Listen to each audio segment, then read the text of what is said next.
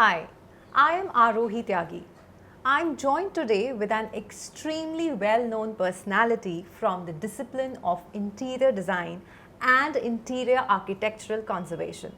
A beautiful mind. She is responsible for many of India's grand public buildings like the Rashtrapati Bhavan, the Old Parliament House and others, along with the design of the Parliament building in Bhutan and several luxury hotels and hotel boats on the Nile in Egypt. Sunita Kohli, who was awarded the Padma Shri in 1992 as a renowned interior designer. Many thanks for joining us, ma'am. It's great to have you join the AAFT group as the industry dean for the School of Interior Design. Welcome aboard. Thank you so much, and thank you for that very, very generous introduction. Honored, ma'am, to have you with us. Thank you. I know this question might have, you might have faced this question several times, but still, what inspired you to pursue a career in interior design? Well, I've said it before, so I'll say it again, just for the record, that when I was growing up, my generation, there was no career choice of being an interior designer. It did not exist in our lexicon of professions that we could follow. So I became a designer by accident, by way of first learning how to repair and restore old furniture. Then I started manufacturing and reproducing from 19th century furniture. And then I became a designer because people said, since the furniture is all from you, why don't you also design the room, then design the home, then it became hotels. So, and the rest, as far as I'm concerned, is history for me. Absolutely. Could you tell us a little more about your long career in academics? Well, the first job I ever had was teaching in Loreto College, and that too teaching world history. I'm a student of English literature. This is what I did for my honors course, for undergraduate, and for my master's also English literature. And then I became a designer, as I told you, by accident. But of course, when I say I became a designer by accident, it seemed as if my whole life in Lucknow, the city itself and the parents that I grew up with were a preparation for what would later become my profession. So there were such great influences there. But so I've always continued to, then I started as an interior designer, but I have always continued to give lectures, contributed extended essays in various serious books on design and architecture. And one has been fortunate that some of these books are so well known because of the publishing house like Oxford University Press, so that I've been invited to various institutions like Harvard and Emory, etc., to teach and to lecture there. And that is because these are worldwide known publishing houses. Then of course one became, as one went along, in 2014, I was appointed as the chairperson of the School of Planning and Architecture, which, as you know, is a National Institute of Excellence. I felt deeply honored, and I think that one made a contribution, but that's another story. And now I'm delighted to be here at AAFT. So it seems like the parallel careers continue of design and academia. Absolutely, our pleasure to have you, ma'am. Thank you. So, ma'am, whenever you get a new design project, what goes in your mind as a creative person? How do you decide what to do in this project?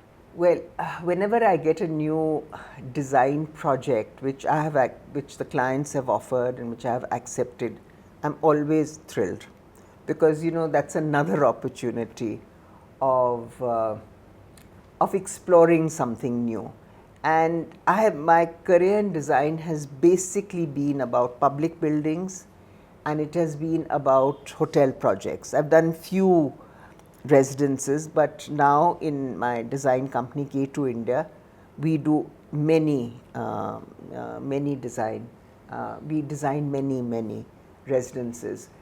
So the first thing is really, I think one internalizes where one wishes to go, and because I think everything is in one's mind's eye, and then I closely follow that. If it's a public building, say like the Parliament building in Bhutan, I follow that with visiting the place. It can be a site, and then getting to know what are the clients in depth, what is the client's brief. Because at the end of the day, one cannot make monuments to oneself, but one has to fulfill the needs of the client. So it's a process that one goes through, but it's like an effortless process. I don't say to myself, now I've got this new hotel, or now I've got this new public building to do, so this is what I'm going to be doing. I mean, it's automatic. I guess that's the reason why I've been a designer now for over 50 years. Yeah, absolutely. So, like throughout your journey, have you followed any particular philosophy or any particular, set of principles which you think I should actually, incorporate these in all my designs, or few of them? I don't know. I try and remain true to myself, which is that I'm very sincere to a project. I have always put in a lot of hard work into it, and really for me, each project is like an exam, like doing a master's finals. So I put in that sort of work, and then of course, creativity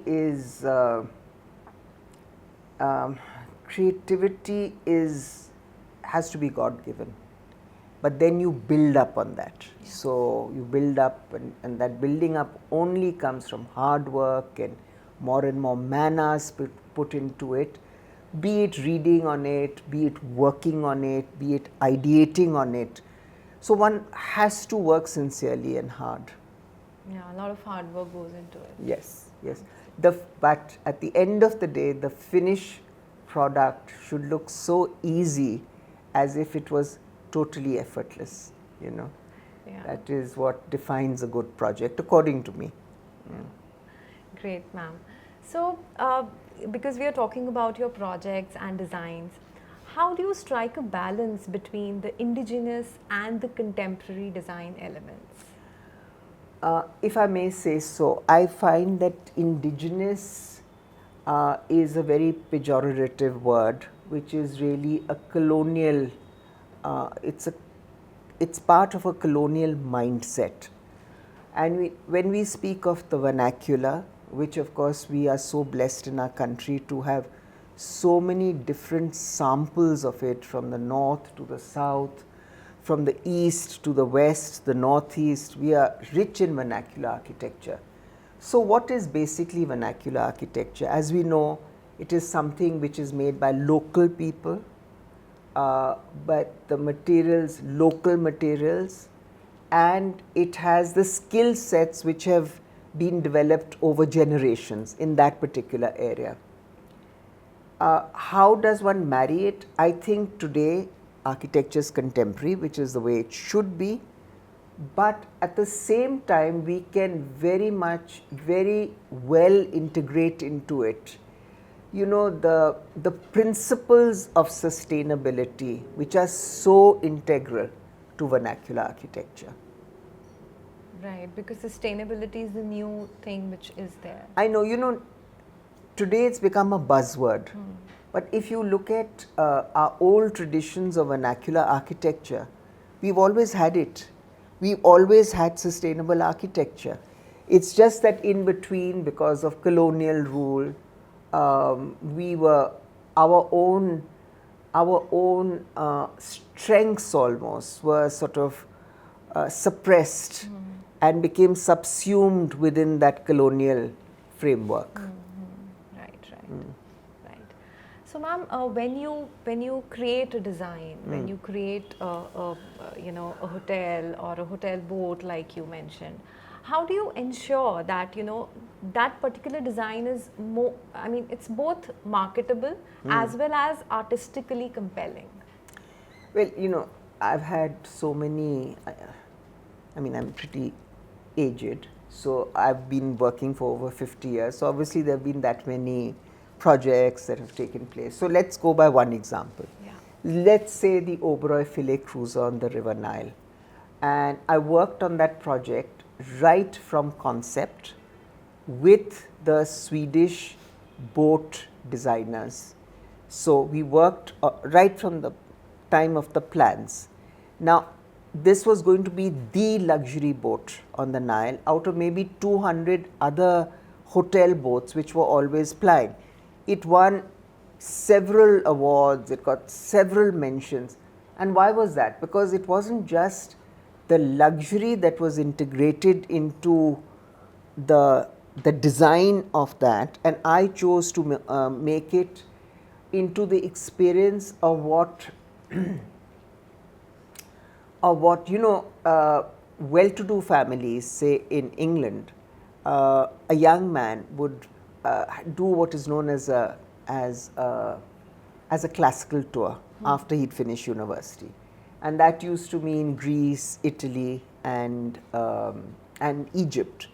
So I said, let's make, and stern wheeler is again an old concept of the stern wheeler on the Mississippi and all that. I'm sure you've seen it in several films. So that is what the Oberois wanted. They wanted the stern wheeler. So I thought, if they're going there, then let's really make it a luxury experience of turn of the century, of course, of the previous century, so that it had all the modern amenities into it. All of that was there, but the experience was one of luxury and of being transported back in time as you kind of drifted down the River Nile to Upper Egypt and looking on either side at these drum roll of great pharaonic temples. So it requires work, it requires research, it requires traveling, so much happens, but that's my approach. Yeah. So, ma'am, I'm glad that you are here with AAFT.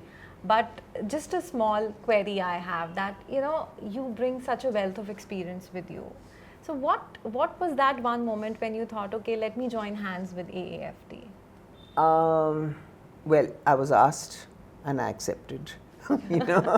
So I thought I could contribute to students, to maybe have discussions with the faculty, maybe devise ways where the student experience would get enhanced, which comes from my own experience or what has really helped in one's journey as an interior designer. So I thought I could share these. I mean, you have a wonderful faculty and you have your pedagogy is put in place and things, but every day is a new learning experience. I learn, I will also learn something, and hopefully maybe there's something that they may be able to learn from me. Yeah, I'm sure we would be at the learning end more, because you bring in like 50 years of experience with you. Also, ma'am, could you just briefly tell about maybe one or two things which you might want to inculcate so that we elevate the level of interior design at AAFT? I think the bunyad must be very strong, and that really happens with the study of history, that background, of the arts, that background, and then design is the corollary that flows from that. And of course, there's things like travel. I'm not saying traveling abroad. Today everybody might go running to London. Pehle apna desh to jano na. so that you have a reference point of what you're going to be seeing. So travel within the country, looking at our own architectural marvels of architecture of the past and the few examples that we have of the present. So looking at all of that, because that will add to visual vocabulary. And I'm not saying that the college is not doing it, but maybe I may be able to suggest a few more things. Yeah. So I'm sure that's why they've asked me. Maybe give a few master classes. Certainly. Maybe invite really wonderful people to come and give talks, and I hope that we'll build up a very strong knowledge series in AAFT. So, Certainly. because that is the key. Knowledge is also the key. There's creativity and there's knowledge, and when you marry the two, that's what I think produces great designers. Yeah, well said. I think that was very well said. All right, so one last question. What would be your advice to the young designers who want to make their career and make an impact in this industry? Look, if you're, firstly, I never presume to give advice. Who am I to give advice? So, I think that they have to be sincere, work really hard, keep the windows of one's minds open, and absorb as much as they can. Leave college and don't think that you go straight into perhaps working for yourself. There is a minuscule percentage who will do well like that. Learn from another's experience, work alongside another team of people, and learn from that. So, and once one has that, because success will come. Success will come, but the young are also impatient. So, great, ma'am.